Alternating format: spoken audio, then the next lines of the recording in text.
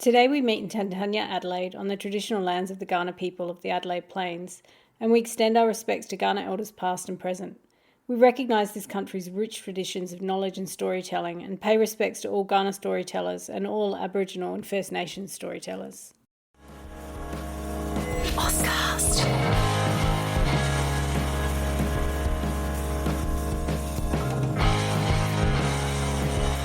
Amy And is a podcast that explores all kinds of bookish things, and that can include some pretty adult content. So please be aware that some of this content will be not safe for work or for young ears, and be careful who's listening when you are.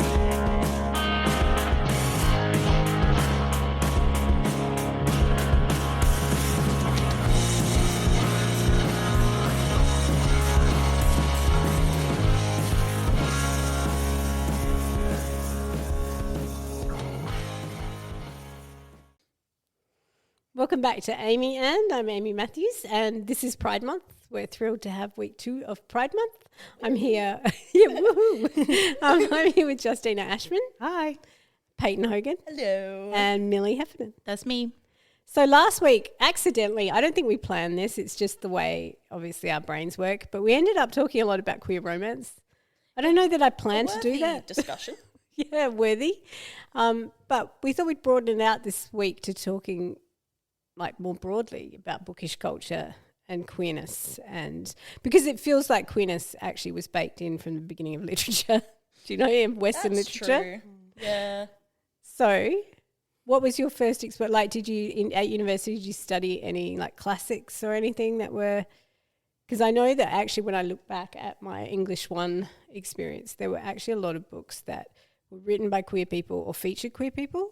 Well, I was going to say The Importance of Being Earnest, I read, I think it was in my first year, which is not queer except for all of the ways that it actually is. Extremely queer. So that might have been the first classic I read that was queer. I think Mrs. Dalloway was the first classic I read where I was like, oh, on the page you're thinking, that's a bit gay. Yeah. Yeah. But apart from that, we really didn't have anything. I feel like in uni you're not incidentally reading queer things. You're reading queer things when they're set to be read. Like it's Queer Week. We're going to do the queer author this week. Yeah. I think I read Picture of Dorian Gray. Oh, that's a good one. Yeah. Yep. Wasn't that being adapted and they made them uncle and nephew? Cousins. I know, that's Cousins. so funny. I was like, So weird. gosh.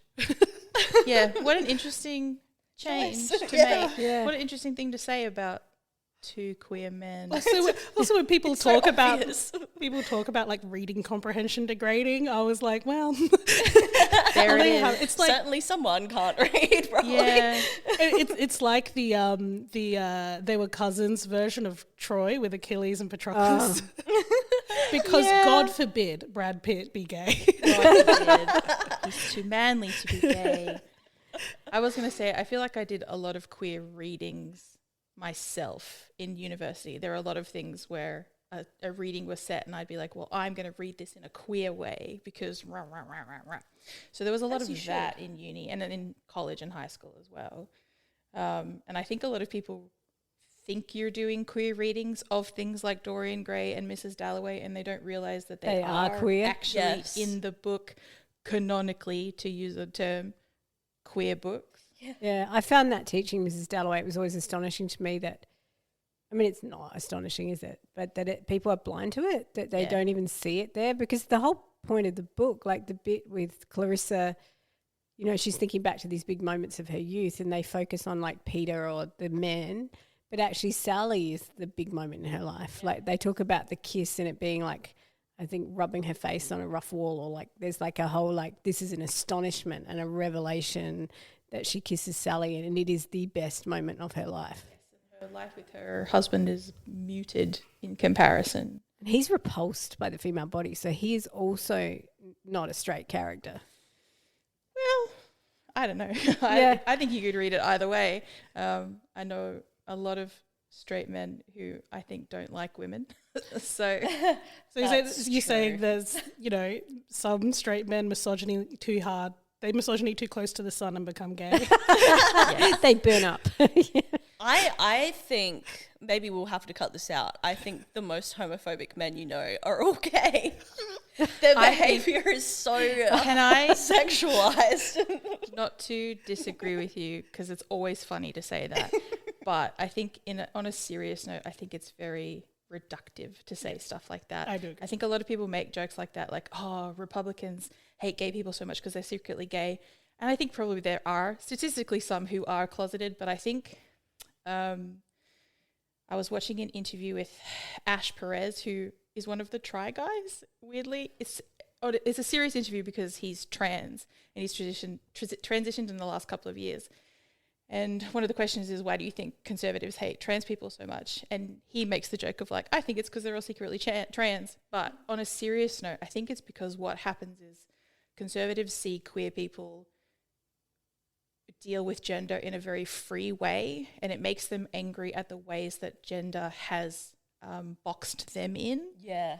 And so it might not be necessarily that they're gay or trans or whatever, but they see queer people living a life that they enjoy and they feel free in, and that makes them very angry. Yeah. I think also we forget about, sorry to cut you off, Justina. Oh, no, I was going to say I do agree with you there. And, you know, it is good to call us in when we get too silly. But but I also think, it's that idea that, like, queerness being outside of what is considered, like, safe and normal, like, in terms of gender and sexuality for, like, more conservative understandings of those things is seen as really threatening.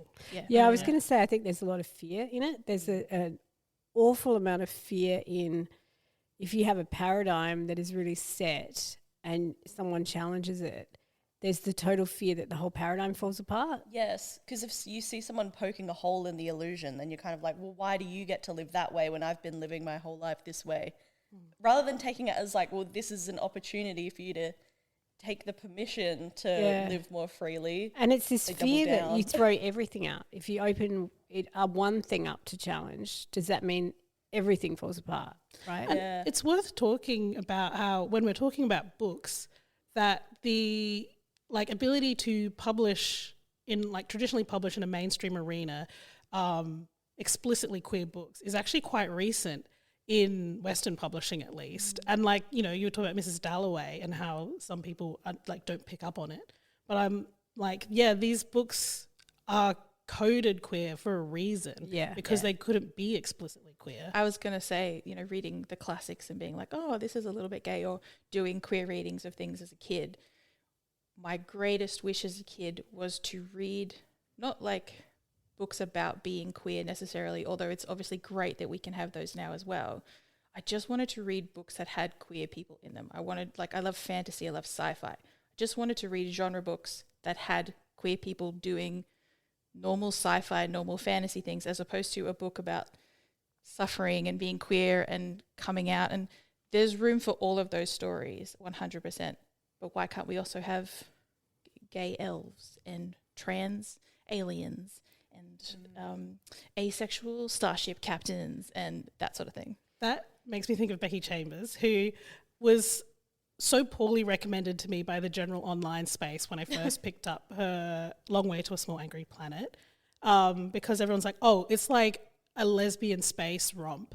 And I read it, and it was a like ensemble slice of life, like spaceship crew that is like very queer, but it's not really it's not super romantic. Like the romance subplots that are in it are not even major subplots, I would say.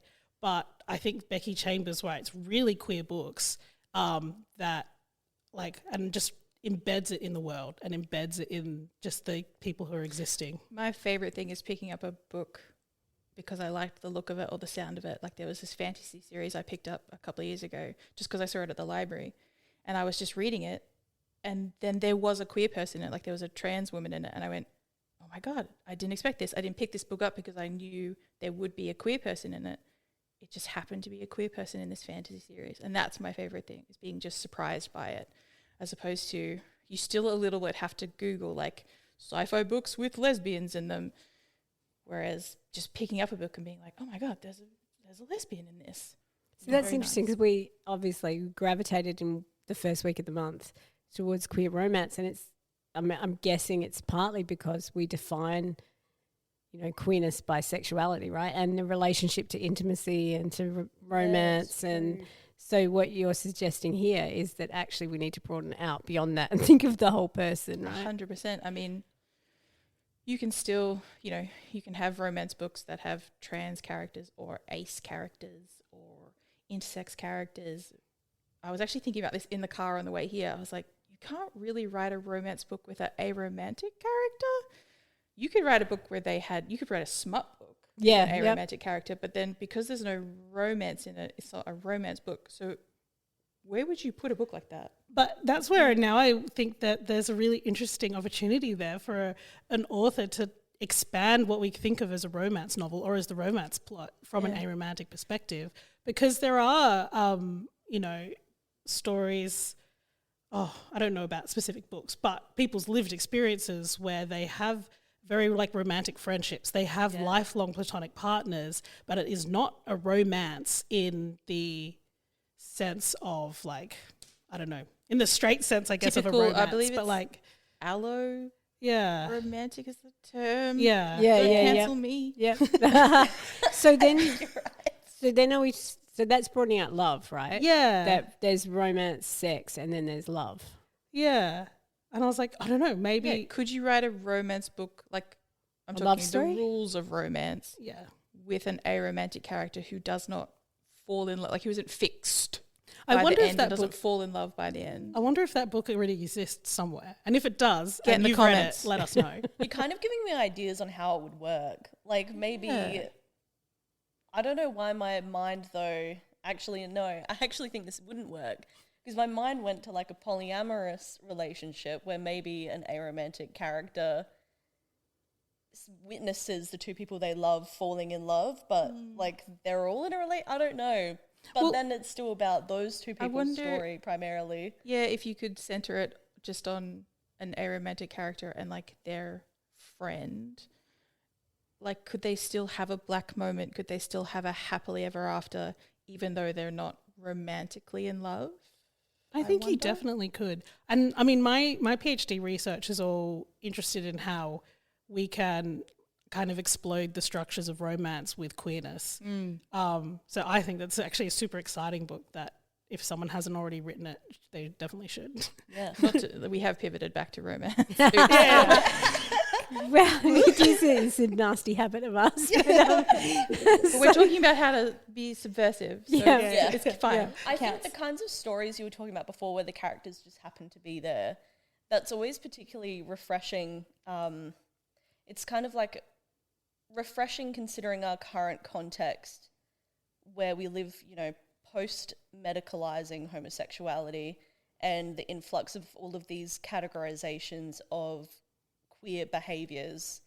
And I feel like, I don't know if anyone else can understand this experience, but you know how it feels like you're never able to have a pure sensory experience. You're having to filter everything through all of the language that there's a filter in your brain, and it sort of means you're imbuing every single sensory experience with meaning, even if it's a bit of a reach. You're never able to just experience something as it is without kind of neurotically overthinking it. But maybe I'm just neurotic and that's what I do. I think there are probably people in the world who don't do that, but I think that, I think that's really relatable, definitely. Yeah, good.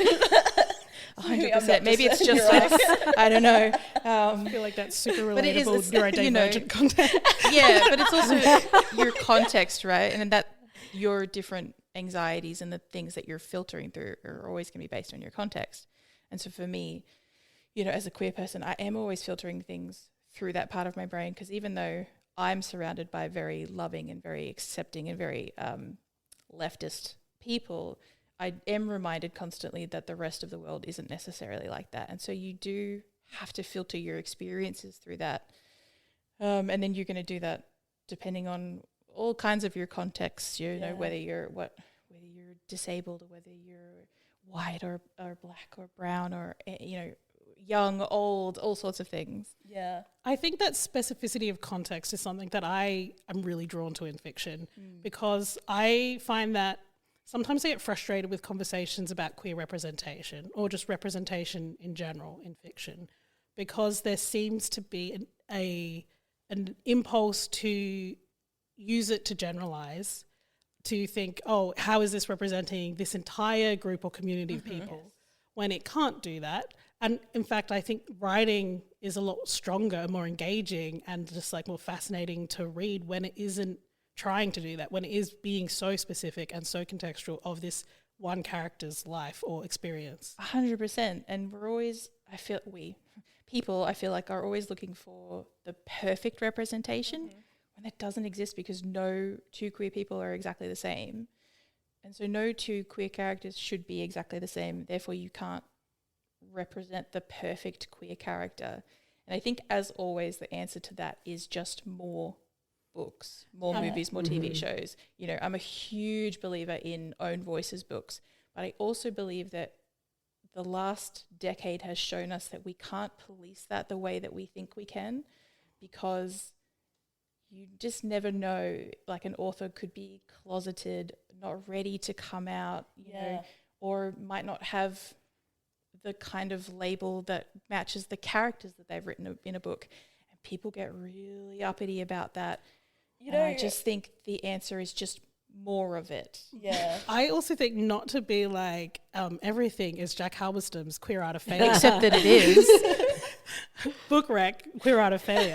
But like, yeah, that impulse to try and be like, oh, let's get the perfect one. I was like, but what is perfect? Who is telling you what is the perfect representation? Yeah. How are you judging that? And what ideologies are hidden in that idea of perfect representation? Yeah. And perfect is a, is a whip used against people. It stops us and silences us. So if you can't say it perfectly, don't say it. And then no one's saying anything. Yeah. That's a real intolerance issue on the left that I've been having a huge issue with lately as well. There's no toleration for discomfort or ambiguity or imperfect people. And then your reaction to those people who are making mistakes or figuring things out will alienate them and just push them further away from your cause. Like, I just don't see the sense in it. Yeah, I think what we're seeing at the moment, especially in young people on the internet, is that they are more concerned with saying the right thing than doing the right thing. Yeah. And that leads to that, we've got this whole cancel culture and all that sort of stuff where, you can't just sort of make a mistake and then do better. Yes. Make a mistake and then that's it. It's a thing on your record for the rest of your life, especially because everything stays on the internet forever. Yeah. I think one of the real strengths and real joys of fiction and of writing is the way that it can open us up to be really empathetic to perspectives and experiences outside of ourselves. So it's really frustrating to see people engage with books in a really combative way instead of with empathy. Which is not to say everybody does this. No, but there is and some a books, lot. as I enjoy being a hater as much as the next guy. So some books it's fun to be But combative the thing about. is, like hating with, I think it's social media, right? Because hating with your friends or sitting and having these conversations is so different than, because the author is not here. And there's something different about when you're online and you're atting people. And because, I was thinking as you were talking, all of you, about how we often say first draft thinking, even though we're recording it and putting it out.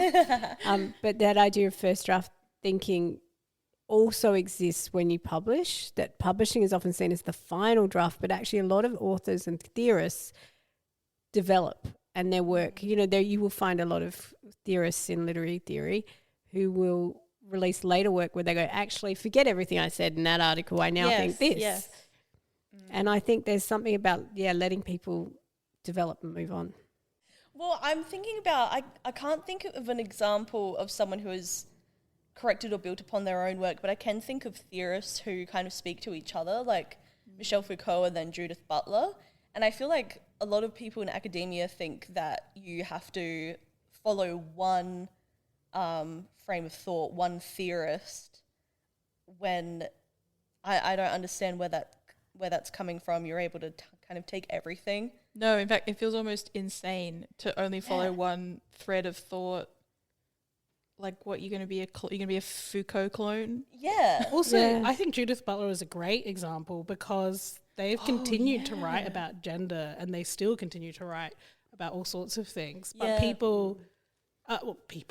some people Those see people, those internet people. When we say people, it's always people. People. There's like a room somewhere with the people who have to go. and they're angry about books, and they're angry about shaking their fists. They're in that room. But you read like Gender Trouble, and then you don't engage with the way those theories have developed and changed and evolved over time. And sometimes it's people's first engagement with queer theory at all, and they're like, "Oh, queer theory as a whole is not for me." Yeah. I read a book.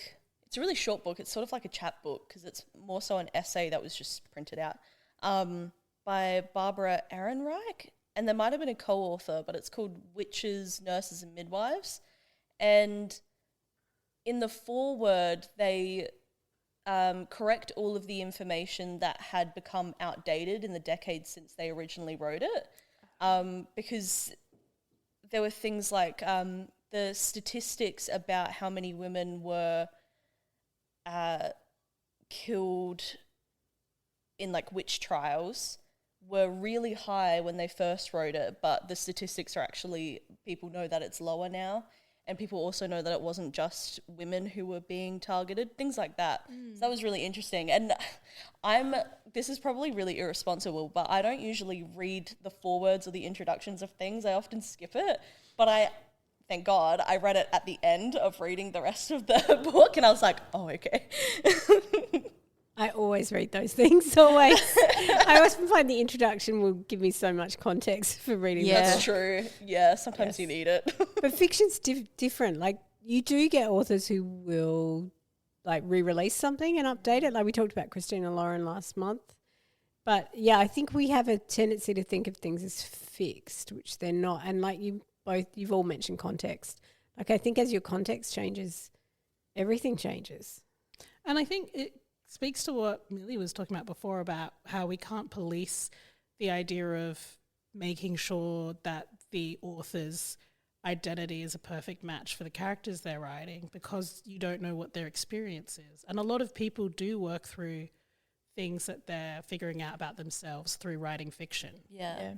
I think the rule of thumb is generally good, the idea that you should write about a diverse cast of characters. You shouldn't write the story of like a queer character if you're not queer yourself. Like, you wouldn't write a very queer-centric story if you weren't queer yourself. I think that's a good rule of thumb, but as always, there's always exceptions to the rule. And we can't, you just can't always know what's going on behind the scenes. But also, it just would be so silly to say straight people can't ever write queer characters, because then you would just have books with only straight people and books with only queer people, and that's ridiculous. Yeah. I think my like personal view about own voices narratives is that in some ways it's more a structural like industry issue rather than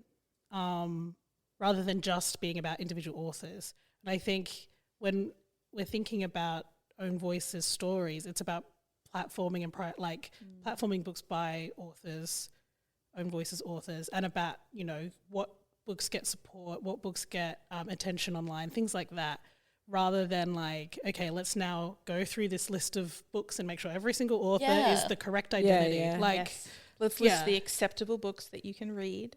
It's almost like it's a symptom of systemic inequalities rather than so weird. Individual. I saw this movie once, and it was a sapphic movie, and I realized a friend of mine had seen it as well, and I asked them what they thought, and they had nothing to say about the movie itself. They just said, I don't understand why a straight woman is making a movie about this. I knew that the filmmaker, through the grapevine, I knew that the filmmaker was bisexual. Just wasn't something that she felt the need to advertise online, obviously. But she was married to a man and had a baby. But I messaged this friend. I didn't out the person, but I was like, well, you don't know if that's true, do you? And she was like, she's married and has a baby. I was like, I know, it's really funny how, because I think that happens a lot to bisexuals. Yeah. Like that if they happen to hook up in a heterosexual relationship and have a child, that it's like it cancels everything else. Like, Yeah. sorry, you've had a penis, it's done now. Yeah. Like, that's it. the gig's up. there is like an inherent misogyny to the way that some people, again, these are the people in the room who we don't like. Yeah. Anyway, in the way that some people conceive of sexuality and of queerness as like, there's the like, I mean, it's that common like idea that like, oh, bisexual men, everyone thinks they're actually just secretly gay, and bisexual women, people think they're actually secretly straight. Yeah, and either way, it's just it's that the penis every time. The fact that we still have, the fact that the term gold star lesbian still floats around so makes gross. me Yeah. so angry. Yeah. Because it's like, first of all, it's none of your business. Yeah. Second of all, some trans like- women have penises. Third of all, fuck off. But also, like, how is that different to the like far right incel misogynists who are like obsessed with body count, who are obsessed with like, Yeah. How is that any different than being obsessed with whether a woman is a virgin or not when she Yeah. gets married? Like, I was Yeah. like, it still comes down to like a really misogynistic, cisnormative, heteronormative policing of people's bodies. Yeah. of stuff that is just not your business. Yeah. This is why this stuff that I was talking about before, where I was like, I don't know if anyone can relate to this, but feeling like you're filtering everything through a computer or something and you can't just experience life or practice life. The filter or the computer is being built by both sides in a way. So you have these like intolerant people in the LGBTQIA plus community who still somehow don't understand the idea of fluidity and Messiness. messiness. And so then, yeah, like you're filtering everything through that computer, and I don't know how to finish the thought. Well, I have a thought listening to you, which is that connecting your thought with Justina's thought is that because the systems are so big, right, and the systemic oppressions and weirdnesses are so fixed, it's so much easier to kind of go down to this granular level and get angry, like to get in that room and shake your fist and get angry at other individuals Yeah. rather than thinking about the system. Because if we all had systemic equality, wouldn't be such a big deal, would it? Like we wouldn't, No. you wouldn't necessarily, hopefully, care what people were doing in their bedroom or with their bodies. That is But I think true. it is I've been- particularly heartbreaking when it comes from within your own community, and other, minorities communities can speak to that on their own. But within the queer community, I find it particularly frustrating and heartbreaking, especially because this whole idea of being queer is that idea of messiness and freedom, and kind of, aren't we supposed to be breaking away from the mold to sort of be who we want to be and be how we really feel and all that sort of stuff. I don't think I've said it on this podcast, but I have said it around the table. It's that feeling of there are people who are gay and they kind of forgot to be queer. And that's okay. You don't have to be queer. You can just be gay. But I find there is a difference. Yeah. It's a great line, actually, because you do have very conservative gay people. Yes. Yeah, for sure. And, TERFs is a great example. Yeah. Yeah. I think any gay person who is a transphobe is the enemy, basically. Yeah. I cannot fathom it. It makes me Cannot really, understand. really sad, all of it. Well, this is what I feel like. I mean, one of the reasons that I like queer as a community label or personal label is because to me it is both like a flexible and fluid word, but also an inherently political one. And I feel like, it is, if you're not in solidarity with trans people, if you're not in solidarity with people who are suffering under like colonialism and other kinds of intersecting forms of marginalization and violence, like the queer movement came from really political queers. Yeah, Like- 100%. I agree. I find I use queer as a label with other queer people, and then out in the wider straight world, I use lesbian. I feel like I identify as a lesbian politically, not necessarily sexually, because people are really bothered by the word lesbian. So I do like to use it out in the world to be like, Yes. oh, lesbians? Isn't that funny? Lesbians. Isn't that Spite is funny a good that- reason to do anything. Yeah. Yeah. But I prefer the term queer, like you said, because it just encapsulates like fluidity and that messiness, and you don't have to kind of pin anything down. But also politically, I like the term queer, and academically as well. Sorry, Amy, you were going to say something. No, I was just saying it's so funny how gendered that is, the reaction to lesbian particularly. Yes. People really don't like it, and I feel that it makes people uncomfortable. So I like to say it as much as possible. I feel like there are men in my life who are very misogynistic, everything else.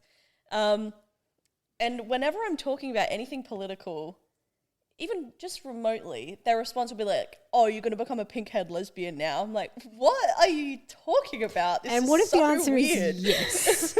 Yeah. Actually, I'm going to claim that. What if it is yes? So what? It's Yeah. like, A, you're not insulting me. Yeah. B, what? This You've is just like listed some traits. Yeah.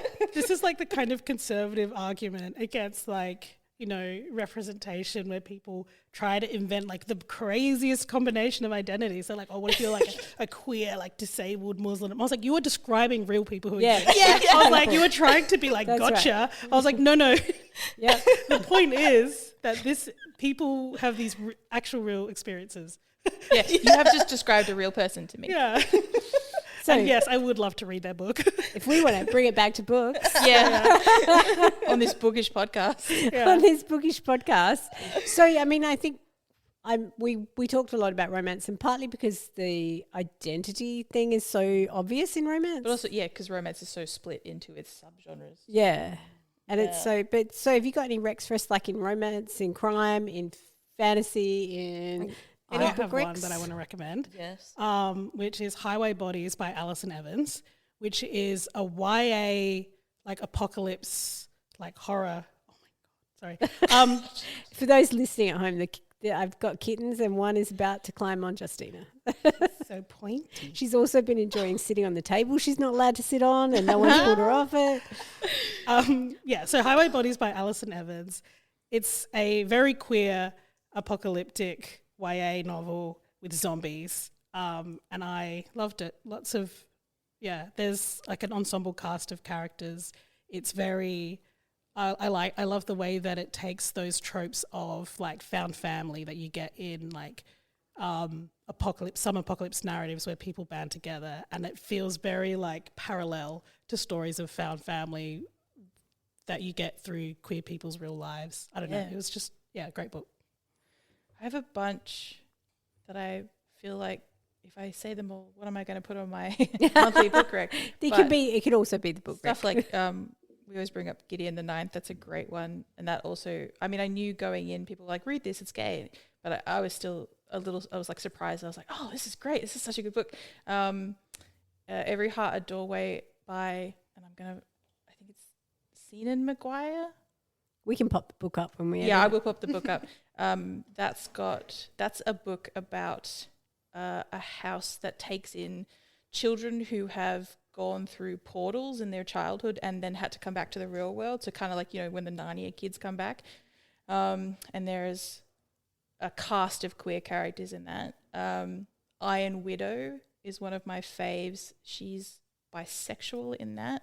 And that is basically, I believe the author describes it as Dragon Ball Z cross Pacific Rim. That's so that's incredible. great. Really loved that book.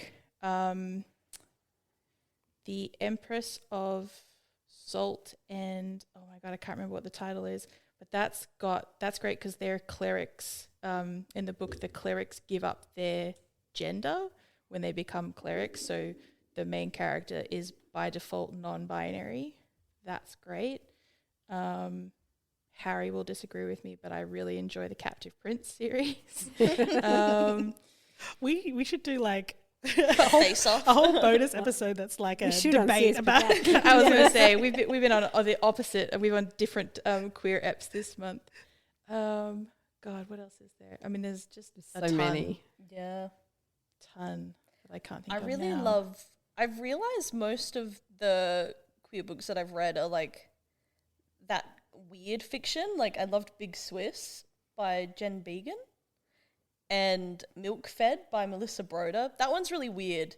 For a little while you start to worry that it's turning into like a feeding fetish thing, but it never quite crosses the line.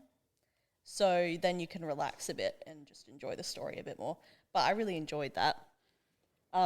Yeah, like lots about complicated cross sections of identities and cultures and things like that. That was really good. And my mind is blanking. Yeah, for the rest that's of what I it. really enjoy though. Like you can be like, oh, this is a lesbian book, or this is a gay book, or this is a bisexual book. But what I really like is when books are just kind of like, here's a character, and here's a bunch of stuff about them that's weird, and that's cool. Yeah, I feel And I like also really like. Sorry, you go first. I was just I gonna have a long thing say, to say. like that weird fiction. There's such like cool stuff. Like I don't know, like yeah, read more queer weird fiction and queer horror. Like, yeah, and, write more books about queer cannibals. Write the book and have it end in the feeding fetish. Let's see what happens. Why not? I really like especially in fantasy books and sci-fi books sometimes, when they have queer characters, but they don't use terms like trans or non-binary. They have terms specific for like the fantasy world. I really like that because I feel like our terms and our labels are so intertwined with the context of our world. Yeah, whereas with fantasy, there's a really interesting opportunity to come up with different concepts for those labels.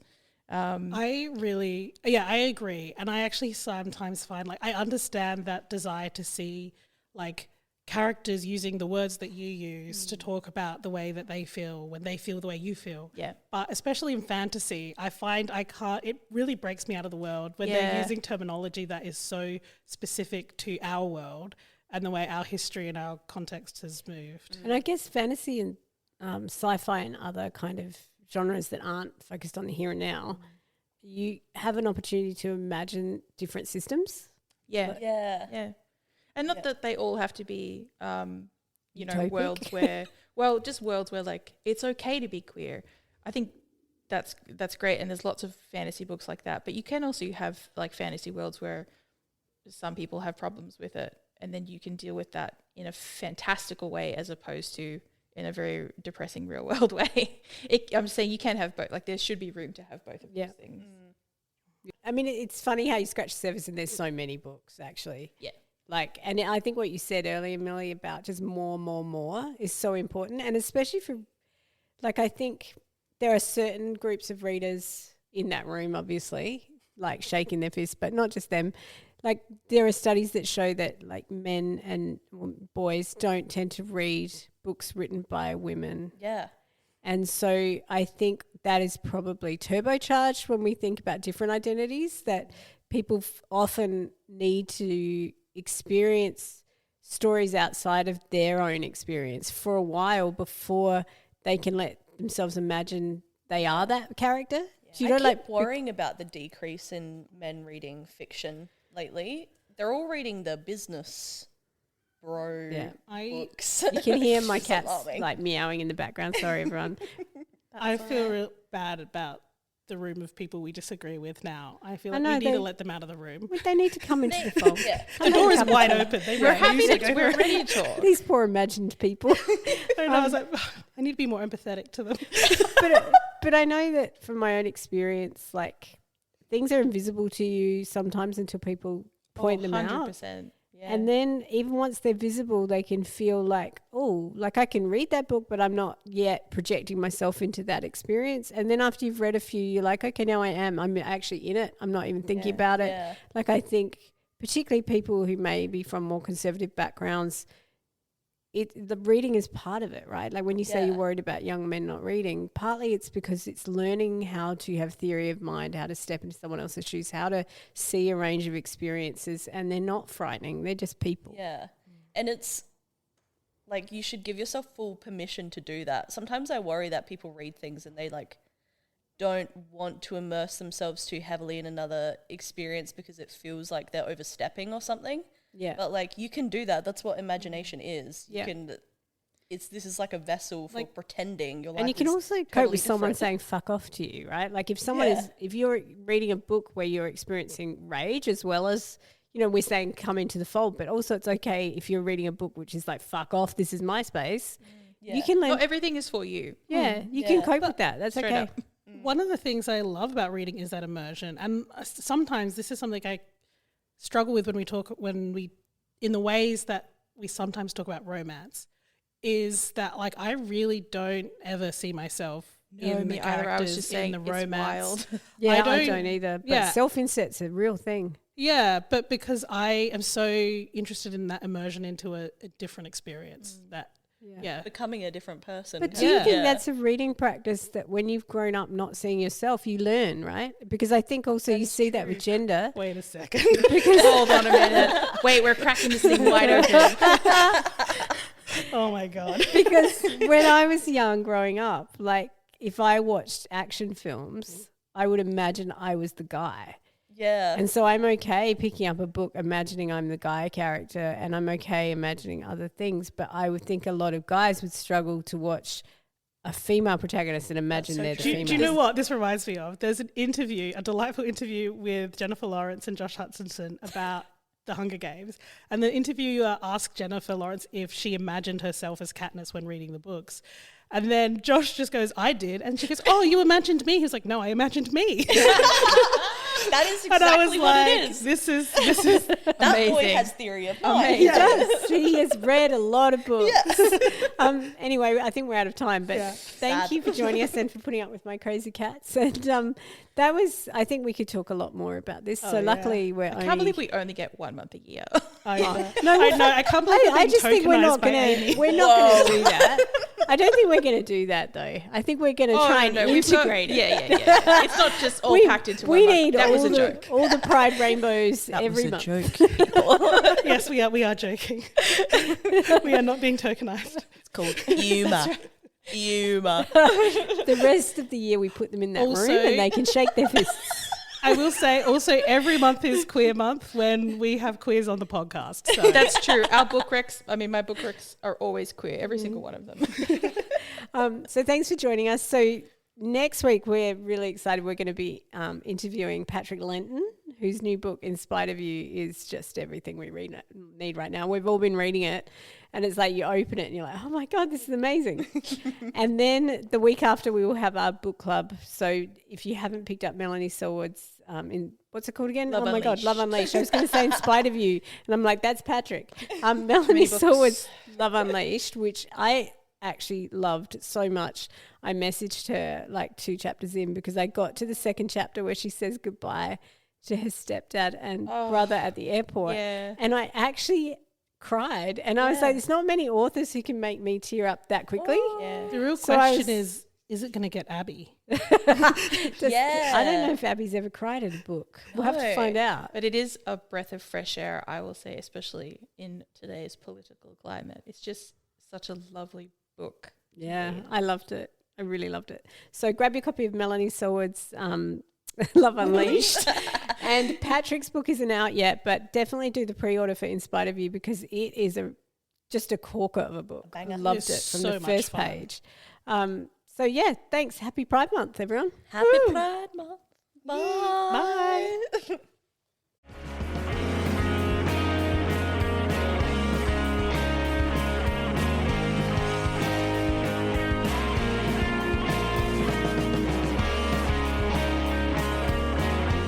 Amy And is hosted by Amy Matthews, Abby Guy, Payton Hogan, Justina Ashman, Harry Stewart and Millie Heffernan. This podcast is recorded on Gardenland with music by Anthony Wignall and Mass Wisteria. This episode was edited by Millie Heffernan.